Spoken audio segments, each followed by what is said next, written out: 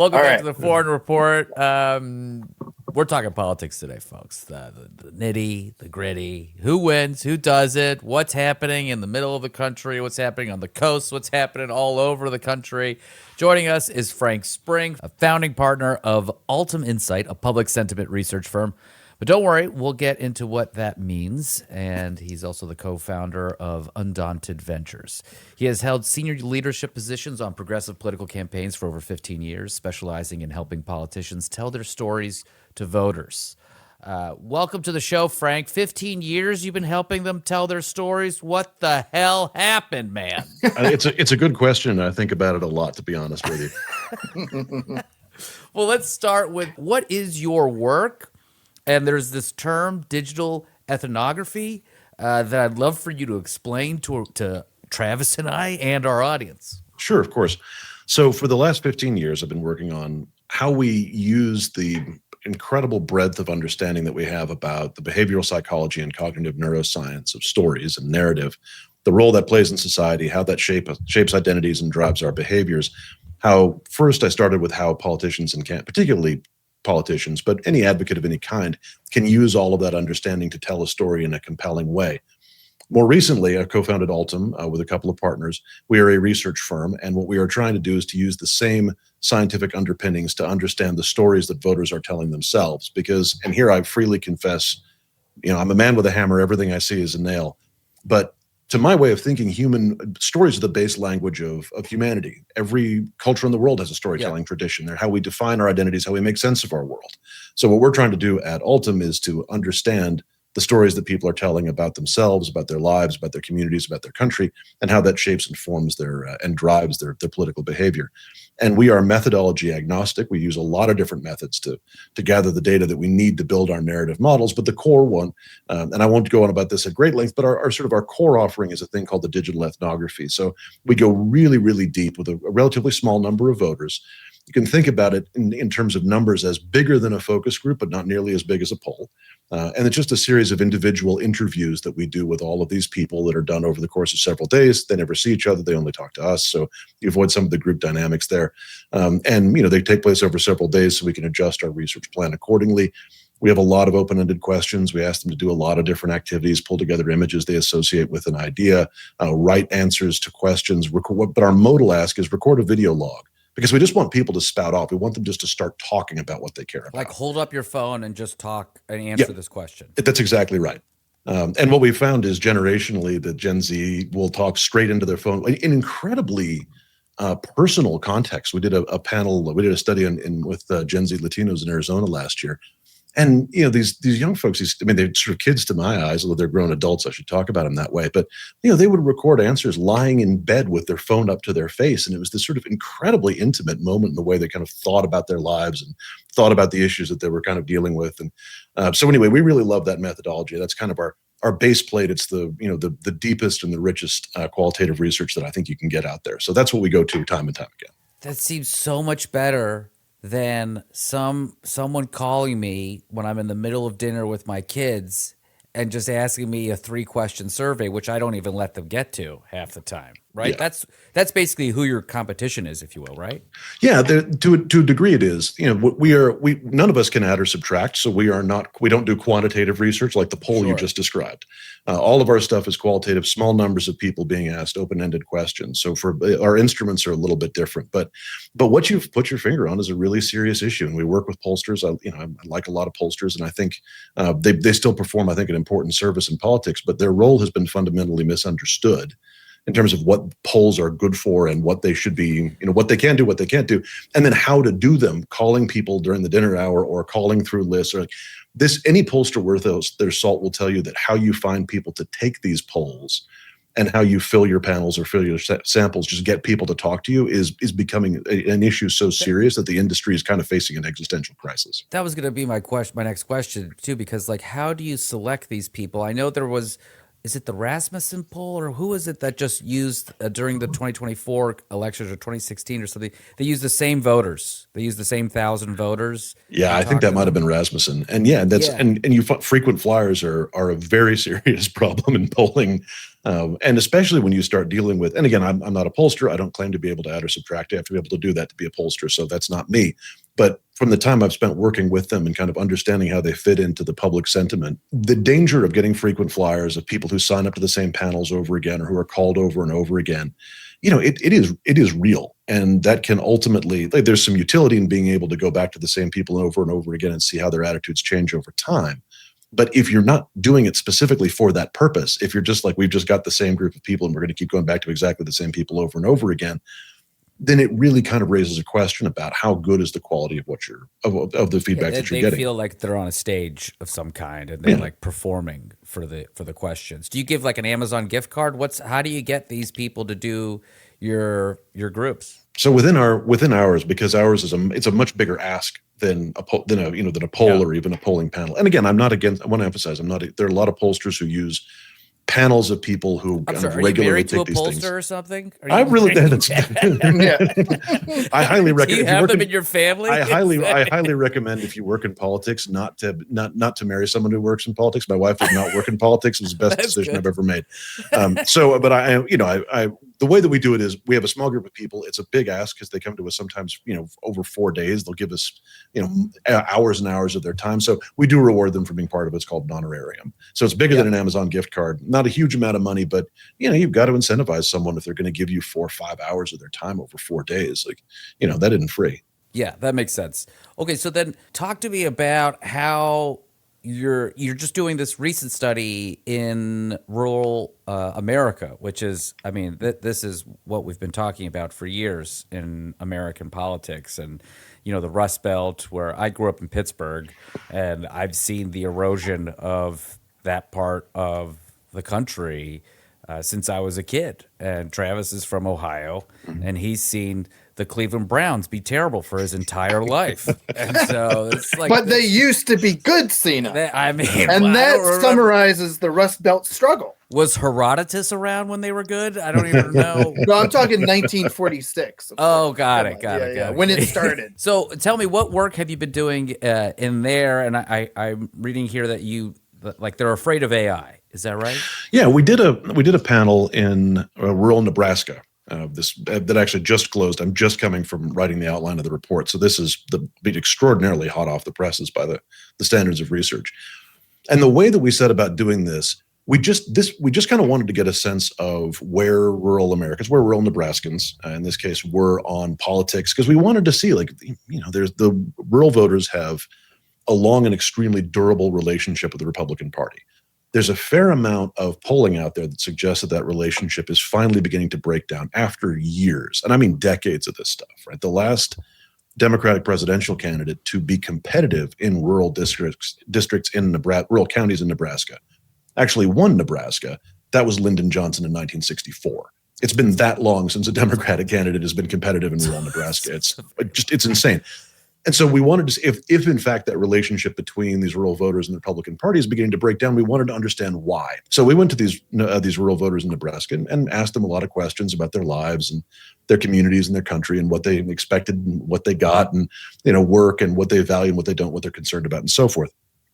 What we found was the voters that we talked to, these rural folks, the thing they wanted to talk about was AI and how worried they are about it.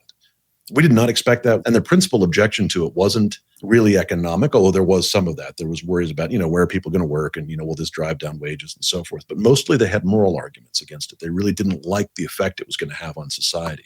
And they felt like if you sort of dig a little bit deeper, you could see where AI really conflicts with some of their most closely held and important rural values. So this was a wild and unexpected finding. We expected to hear about tariffs and affordability, and we heard about those. Those were definitely in there. Maybe some culture war stuff that was in there a little bit too. But the thing that was on people's minds was this incredibly powerful technological force that is likely, in their view, to potentially destabilize the economy, to do untold social harm, especially to future generations, and about which no one seems to have any sort of plan at all. Okay, let's just presume I'm running for Senate in California here. How would you advise? Are you me? making an announcement right now? Yeah, you're making the worst announcement Look of my out. life. Right. I've chosen this podcast to announce my This is it. I'm running for Senate in California. California, of course, has a lot of rural areas with it and within it as well. How would you advise me to connect with the people, the kind of people that you were talking to?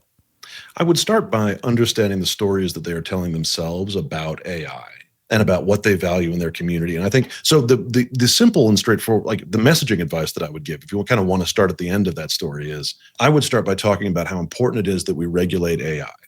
That AI requires regulation, and it especially requires regulation where it might affect or be involved with children. That was a very consistent finding that we had. And again, small group of people in Nebraska. So how much it applies to California, how much it applies nationally, I don't know. I think probably we will find that what we discovered has national application, but I want to give that caveat. It's really interesting you say that, though, because it's December 12th here when we're recording this, and last night the president just signed an executive order limiting states from regulating AI. So what you just said there is that could cause a rift between a lot of people if they but the pathos has to come with that, right? The Democrats, anyone running would have to be able to convey that story in some way. That's right. You have to sell that argument about, why AI is dangerous. So I would say start with children because that's and its effect on children because that's a very strong finding. That is, I think, a very legitimate area of real concern. And again, these people don't want AI stricken off the face of the earth. They just want it regulated and controlled. What worries them is that no one seems to have a plan to do anything about this force that they conceive of as being incredibly powerful. So start there. We need a plan to control this. We need to, we need to make sure that it works for us and that we don't work for it. And we need to make sure that it isn't, that children aren't exposed to it and that it doesn't, we're very careful about how this stuff interacts with children to start with. From there, you can talk about the values that underpin this. And we want to make sure it doesn't erode our work ethic. That was a big concern for the people we talked to. They believe in hard work and they're concerned that AI will make people lazy. Make sure it doesn't erode our work ethic. It doesn't erode our critical thinking skills. We need to be cautious about how this affects people's ability to find meaningful work. And if it replaces jobs, will the jobs that come from AI be there in 5 years? Because we've heard that story. We've heard that story before where someone promises we're going to build a facility in your town. We're going to build a factory in your town. And the factory turns up in a small town, and a bunch of people move in to work there and housing prices go up. And then 5 years later, the factory's gone again. And all you've got is a community that's been hollowed out and people have to leave, right? So how do we build a plan to protect ourselves from all of this and to protect our society from the effects of AI and, maintain our belief in hard work and our connection to each other so we're not more divided, right? Now, that's all that language all comes from a kind of core narrative of what rural communities have been through in their experience of technology, and what they value and what they don't want to see happen. So that would be, I would have your candidacy if you're looking to talk to people, rural folks about AI. I would start there. What about, though, if I'm, there's a lot of Democratic politicians that could give you that narrative, but in practice, they're still going to have to meet with business interests. They're still going to, and the open AIs of the world and these other, Microsoft, if I'm in California, it's not going to be wise for me necessarily to speak out so vehemently against the concerns of artificial intelligence when, companies like Microsoft are buying up small towns to put server farms in there. And they're like eating up the energy of South America when I post an answer. So how do you balance that, though, at the same time? It's a tough one, but I will say, I think this is one of those areas where if the AI industry insists that the only possible and appropriate approach to AI is completely hands off. Just it's going to happen, and we're just going to let it happen, and we have to let people build what they're going to build, and we have to let it be used for whatever it's going to be used for. The ultimate kind of laissez-faire approach, which incidentally is exactly to your point what Trump advocated in his executive order, which, as I understand it, may not have any legal force at all, but the guy just loves signing things. Exactly. So it just may we all find something we love as much as this guy loves signing stuff. Yeah. So it may be that if the position of the open AIs of the world is it's either all the only appropriate response to us, the only appropriate approach to us is just let us do what we're going to do and stay out of our way. then you're going to have to make an enemy of that person. But that person has already made an enemy of you, because that's not a reasonable position to ask of any elected official at any point. There's no industry on earth that should be able to go to an elected member of a representative democracy and say, your only choice is to let us do whatever we goddamn well please. That's that's extortion. That's the mafia. And also we call this that capitalism here. We call that capitalism, and it happens all the time, right? Like, yeah, that has been like the long and storied history of America. We can sort of look at how far it's gotten us. I mean, has that made anyone's life any better? And it is the government's job to balance that. We're on with Frank Spring, founder and founding partner of Altum Insights. Let's take a quick break, and when we come back, I want to ask you about this weird report. This weird research doc that was making the rounds in wonky circles called Deciding to Win, about how Democrats can win in future elections, which they're already seem to be doing. Let's take a quick break and we'll be right back. Welcome back to the Forward Report. Travis Irvine, Sina Gazanovi. We're on with Frank Spring, founding partner of Altum Insight. Frank, there is I saw this PDF came through. And I love a PDF. I put it on my iPad. I got the old stylus out, and I start rage annotating in the margins. And it was all about how Democrats should win. And it feels like the Ezra Klein kind of packaging of let's win wrapped up in an apologist kind of framing of why Democrats didn't win in 2024, that they went too far to the left and left-leaning policies, the identity stuff. Now, they didn't focus enough on immigration and crime and all this stuff. You were talking about this, and it really connects to the narrative aspect of it, too. And I've been reading a lot about logos versus pathos. And my biggest problem with Democrat friends is that they're all like, it's the facts, man. Like, they always drop all these numbers on you, and they they researched all this stuff. And I'm like, it doesn't matter. Trump made up a story about a little girl getting poisoned by fentanyl, and now we're attacking Venezuela. So this is we have to find a different way of approaching this. You guys went and basically did some counter research to this, or tell me a little bit about what your response is to that. Sure. So the research that we have that contradicts the Deciding to Win report actually predates Deciding to Win. Got it. So it conflicts with stuff that we found in the 2024 cycle. And you are completely right. Democrats love to bring facts to a feelings fight. Nothing satisfies us more than that. And we see how well it's gone. What the Deciding to Win report, and I want to give credit to the people who made it, a huge amount of work went into this thing. But I think its recommendation is, as you describe it, it's basically a very centrist, almost kind of a lightly center-right document. Yeah. In that its recommendation is, its prescription, as you say, is that, Democrats need to move farther from the left. But the problem is, it fundamentally misunderstands and misstates a lot of the publicly available data.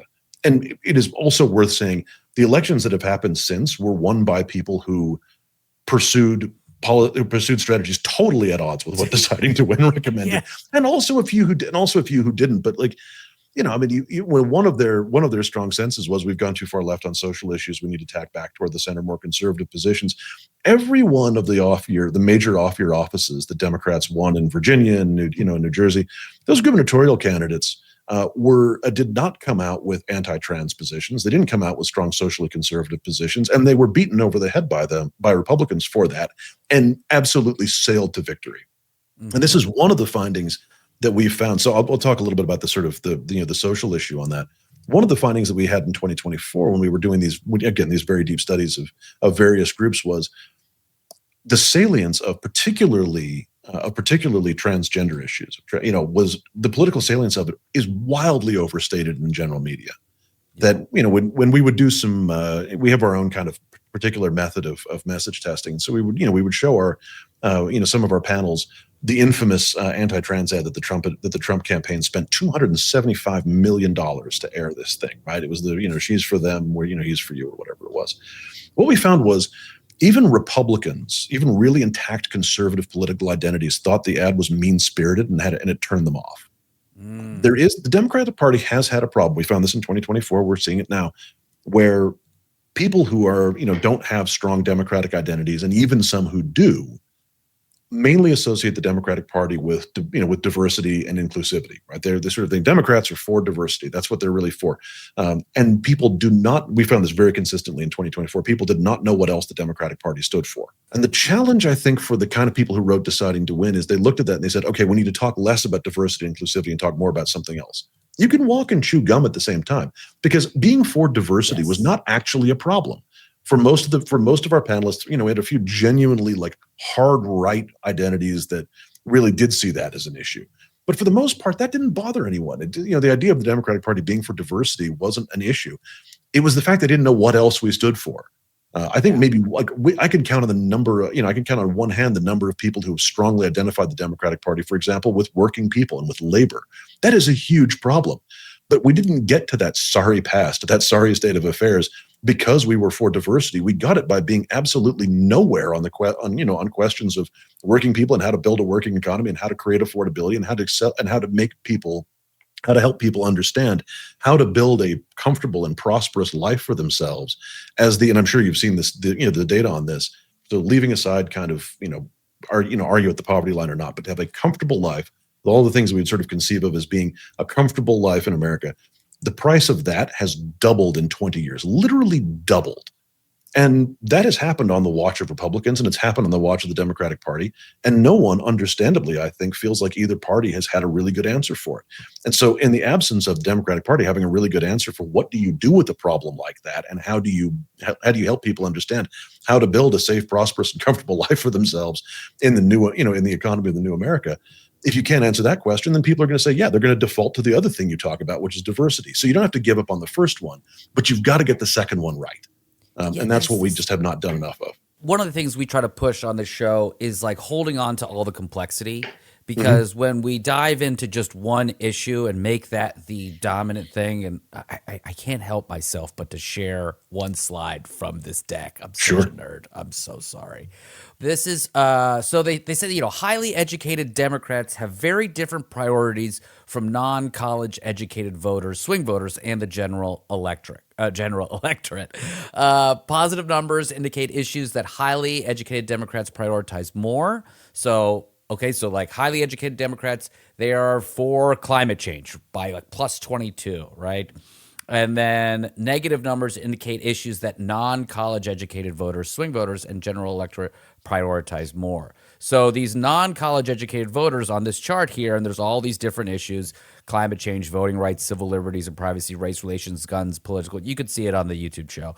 But all the way at the bottom are the things that the non-college educated people feel about: border security, immigration, terrorism, crime. And what I see in the difference between the top and the bottom here is that the top, these college-educated folks, the highly educated, these are all the sub-issues of all the things at the bottom, right? So if you were to take voting rights, race relations, guns, income inequality, education, and healthcare, those are all indicators for crime. Those are all part of what you would add up. So it's like Democrats intellectualized it so much. They're like, we need to talk about this. We need to talk about this. We need to talk about this. Meanwhile, a non-college educated person who's not, doom scrolling all the time and reading the New Yorker is just like, there's crime. How do we solve the crime? So tell me, what is the pathway for a Democrat now to stitch the pathos that incorporates all of the logos, all of the issues here into a cohesive narrative? Is it the affordability thing that Zohran's been doing? What is the pathway? So I think we are going to need, as a party, I'm going to answer the macro, and then I want to take one of these issues as a great illustration of one of these things. But as a party, we are going to need there's no way to talk about this without sounding like I'm calling for a new Franklin Roosevelt, and I kind of am. The time has come for a new deal, because when Franklin Roosevelt articulated, you can take basically boil the New Deal down, boil all the policy down, I'm going to violently compress an enormously important and very long developing political compact that Roosevelt brought about, and that left the Democratic Party in a position of first absolute federal power for 20 years and was kind of the dominant framework of American politics for almost 50. But basically the idea there was government is the tool of people. It should be used aggressively, and it's good. Now that seems pretty simple, and it is pretty simple, but it was a radical departure from what preceded Roosevelt. Right at the time, everything that preceded Roosevelt was government is dynamite, it's dangerous, and you shouldn't use very much of it, and you should only use it when you have to.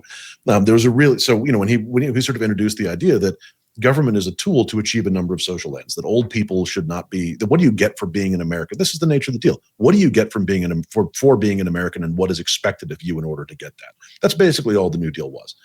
Reagan turned that on its head when, it was sort of the end of that political compact is 1986 when he says, the most terrifying words in the English language are "I'm from the government, I'm here to help." So you move into a position where the kind of dominant political compact, the way that people understand politics, is government is bad.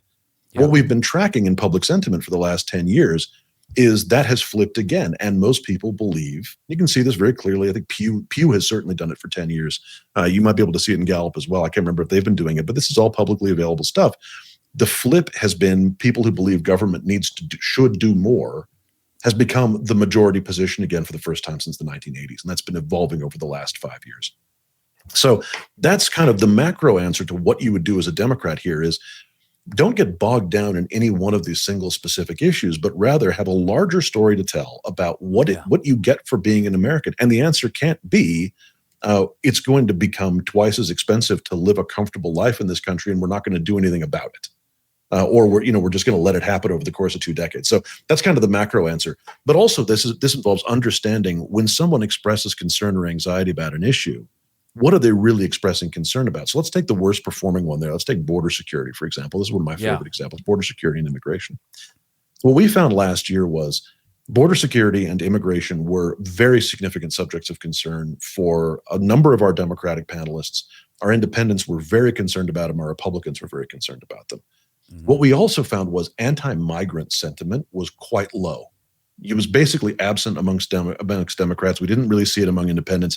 We didn't see it among that many Republicans either. They weren't really worried about migrants, about, this sort of, this kind of faceless horde of people who look different and sound different from me are coming across the country. We got some of that from some pretty intact Republican identities. But for the most part, that didn't really worry them. What concerned them was this perception that the border was out of control. That there were people coming in, and we just didn't know who they were. We didn't know what they were going to do here. There's so many, and the idea was there's just more of it than we know what is going on, than we know what to do with it. The system is out of control. Now, nowhere in there is anyone calling for mass deportations, right? We didn't see, we had a few. Ultimately, I think we had a few folks, again, with pretty hard right personalities who would be fine with the program of deportations that, and family separations and every other iniquity that's being visited upon immigrant communities in this country. But the idea that Trump ever enjoyed an advantage on immigration, as he and Stephen Miller understand it, which is that people want a bunch of masked, jackbooted thugs dragging people off the streets and sending them God knows where with no process. There was never a political constituency for that beyond like this really curdled hardcore of maybe 20-25% of the population, which is way too big, but is nowhere near a majority. And you don't have an advantage if you've only got 20-25% of the people behind you. But this sort of notion within, within the salaried political class to which I belong on the Democratic side for a long time was, well, this guy's we can't fight on immigration because he has an advantage there. No, he doesn't. If he were vowing to restore control and order to the border, and that's what we're going to do, and that's all we're going to do, then he would have an advantage there. That is where people were. But where he went was not where people wanted him to go. And when it comes to the border, though, what I always found is like there was a bipartisan bill that was up that who's that guy from Oklahoma? He's like the super James Langford. Yeah, Langford. Yeah. Thank you. But it was tripartisan. It was Sinema from Arizona when she was still in the Senate. I mean, it was Republican, Democrat, and Independent. So, and then Trump called it in and said, "Don't do it." So, what would be the pathway? Is it that Americans really just wanted a strong man to say, "I'll come and save everything. I got this"? I mean, I think that what we are tracking, we're seeing this. I'm doing a project on national narratives in Europe as well, and we're seeing a fair amount of this as well, as a sort of sense that there is a strong core of people, and this is particularly true in this country last year, who had a sense that their argument wasn't against a particular political party or even against a political politician or a politician. It was against government and a belief that government and politics as institutions were failing. And when that, they just couldn't do things. And so the idea then of having someone come in and just say, I don't respect any of these. I don't respect any of the political parties. I don't respect any other politicians, and I don't respect the government very much, and I'm going to get things done. You could see where Trump came from. I mean, it's worth pointing out that Donald Trump is, and we're seeing this again, as I mentioned, we're seeing that is not a uniquely American phenomenon. You see this, certainly all over the rich world. It's worth remembering about Donald Trump that Donald Trump is 2-1 against Democratic presidential candidates. He's 15-0 against Republican primary candidates, right? Like the way this guy built his candidacy was not by being the Republican. It was by coming in and saying all of these other Republicans are jokers and idiots. Now, do you remember the disdain that he treated especially his first primary opponents with? They're just absolutely dripping with contempt for the entire process, and then dripping with contempt for his Democratic opponents. Things were funny and simple back then. I know. 2016. What a beautiful time that was. What a glorious time 2016 is. He had nicknames, remember it fondly. Fun nicknames for everybody. It was, it was Lion Ted, right? We had that. Little Marco. That was a good one. Boring Jeb. I forget what he called Jeb, but it worked. Low energy Jeb. Low energy Jeb. And then, with John Kasich, he's just like, I don't know who he is. So, and no one did. So. Yeah. And it's a shame in some respects. Yeah, that was exactly right. Like, and that was a very different Trump that we had. But, his entire mode has been to express contempt for politics as we understand it, government as we understand it. And you could see how that would be really appealing to people who had a sense that politics was failing and government was failing. The problem is now they have had almost a full calendar year of what it is like to be governed by someone who has no respect for government and no respect for public opinion, really. And what they've discovered, what we're seeing is people don't much care for it. I'm bothered generally, again, by the fact that this report in Deciding to Win kind of silos everything. And it kind of blankets it all into this woke ideology that is just such this term I just don't ever even want to say. But like, can you tell me in your research, how does the lack of intersectionality even show up? Because I feel like so many politicians don't respect the constituency. They don't respect the fact that a lot of these folks can hold multiple things in their heads at the same time, but they're just getting beaten with single issue kind of binary choices all the time that they kind of get short-circuited into that. Is that how does that resonate with you at all? It does. And the thing is, you don't have to choose as a politician. You don't have to accept the premise of particularly someone's culture war argument. And and a good example is, again, I keep coming back to it, but Abigail Spanberger and and Mickey Sherrill in New Jersey, both elected governor, both beaten over the head by Republican parties that insisted that they were going to force your children to have that we're going to have gender affirming surgery against their will or whatever, right? Some just like the wildest, craziest stuff you could possibly imagine. None of that went over at all, because it does turn out that voters don't think about this stuff that much. If you go to them and are just like, okay, what do you think about, gender affirming surgery? What do you think about gender affirming surgery for adolescents? What do you think about? They'll give you their opinion on it. And because almost none of them had ever thought about it before, because again, this is a very small community of people, because none of them had ever thought about it before, you're going to get some wild answers. But actually, people can hold, a view that like, I don't understand that, and maybe I don't even care for it, but that's not what's going to drive my vote. People can hold that in their head, and that actually is what happened in 2024, right? Like the culture war stuff was not a determinant in my view. What was the determinant? The big determinant was the inability of the incumbent president, of the incumbent administration to properly understand how to talk about affordability, which is not just a specific issue. And this is Democrats. We're in danger of doing this. We're in danger of taking affordability as like, we've just got to get grocery prices down. This was the sharp tail of something that began again 20 years ago, longer than that, but really began to accelerate 20 years ago, when again the process began in which to build a comfortable life, it costs twice as much now. I know I keep talking about this, but like that I think is the root of the destabilization in all of our politics, and we've been looking for someone to change that trajectory for basically since the election of Barack Obama, and it hasn't happened for all sorts of reasons. So I think it would be easy to say, oh, it was really affordability that got us.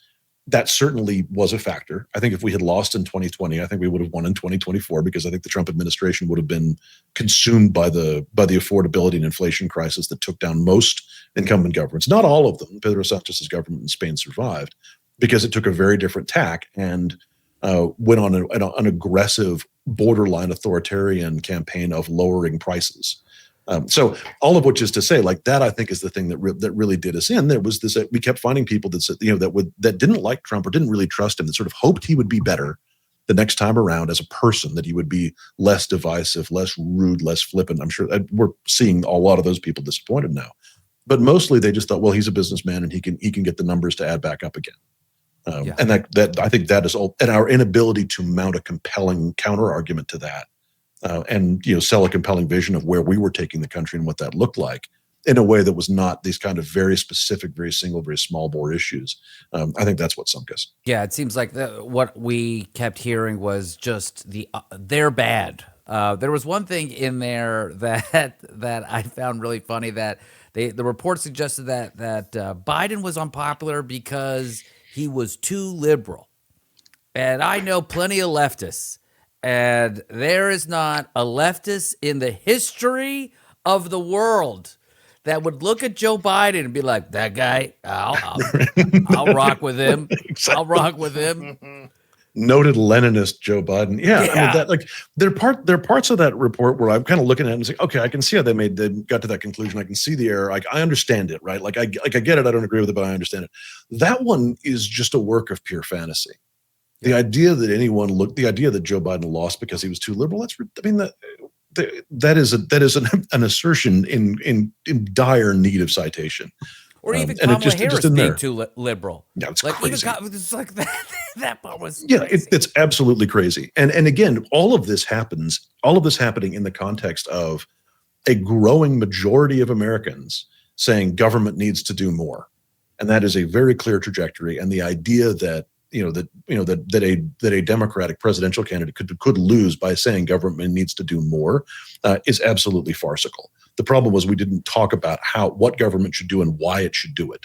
I want to take one last break here. When we come back, I want to talk about interpreting Zohran Mamdani's win and whether you think it's a bellwether or just an outlier.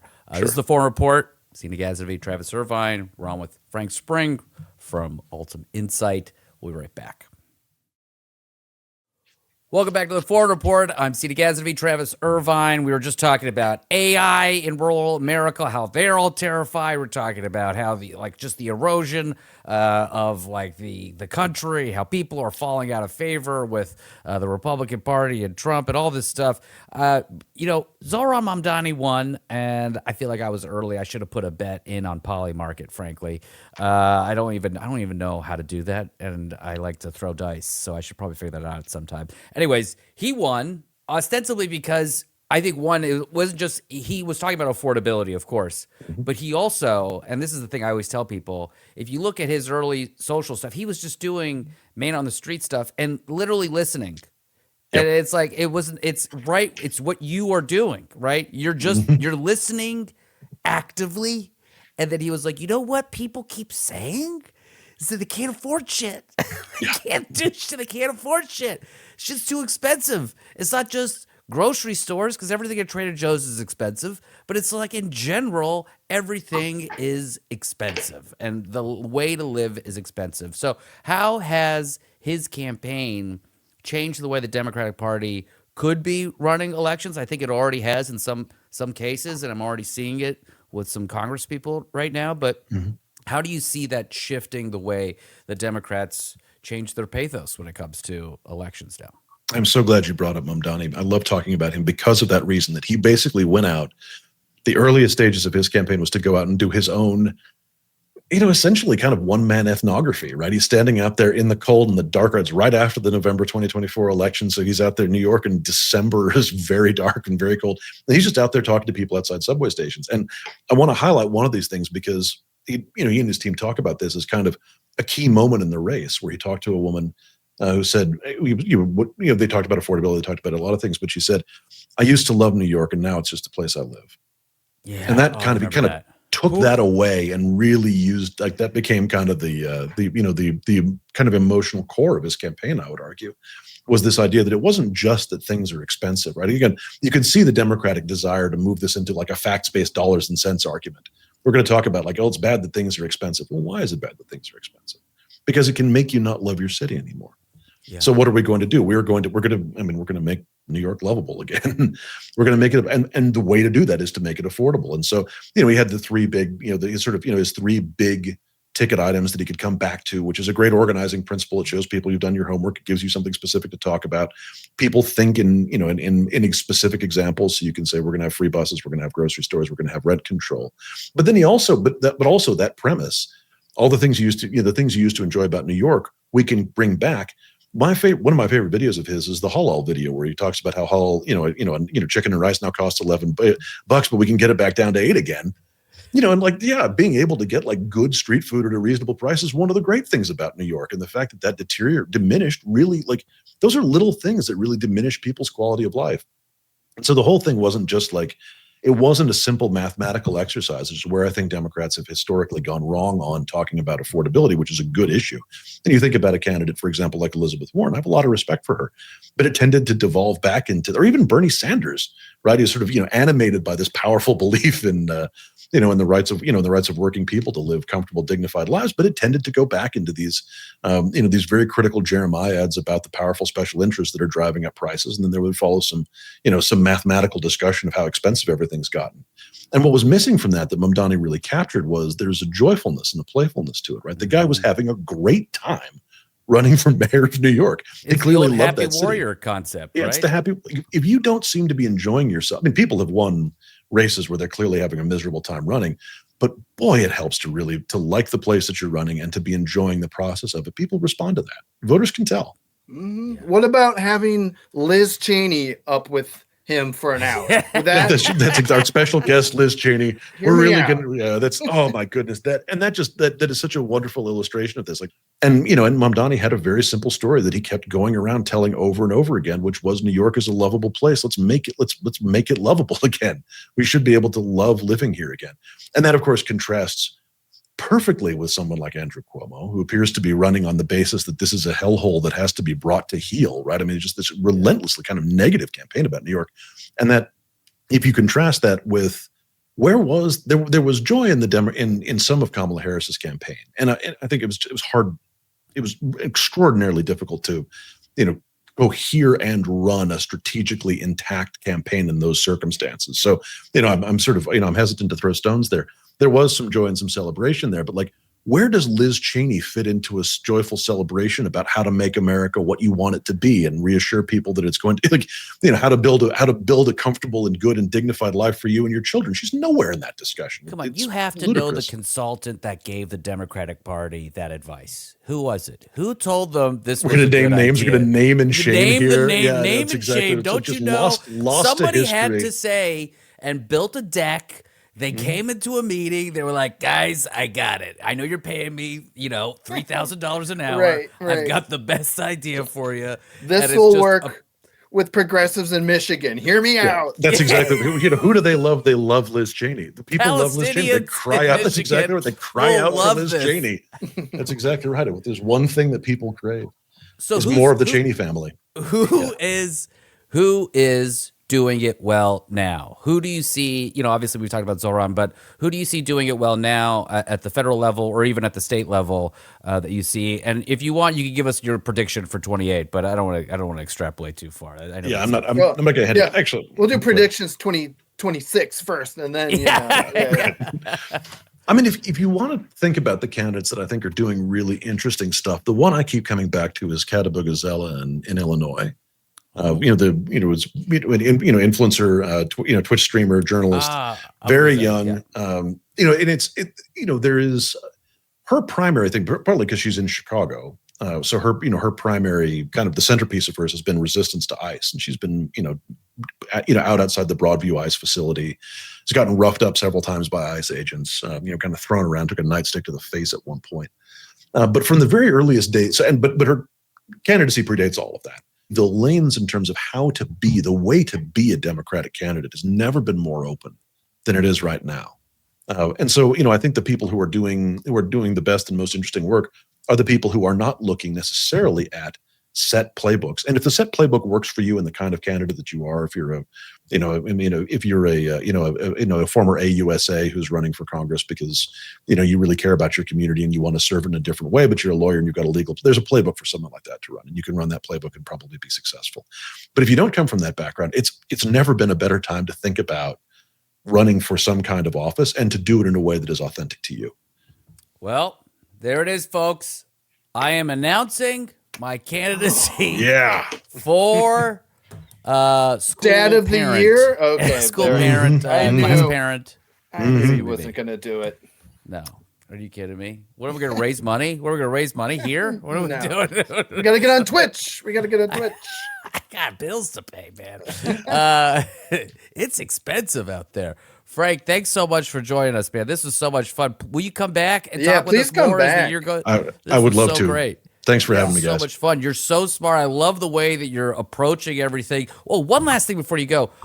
How do you scale what you do? Because I feel like that's the biggest thing that I'd like to see is what you do scaled at a massive level so that we don't necessarily have to extrapolate answers from a multiple choice phone poll into like what is happening. Like getting insights from this deep, inner conversation seems great. Frank Spring, founding partner of Altum Insight. Thank you so much for joining us, man. That was so much fun. Thank you.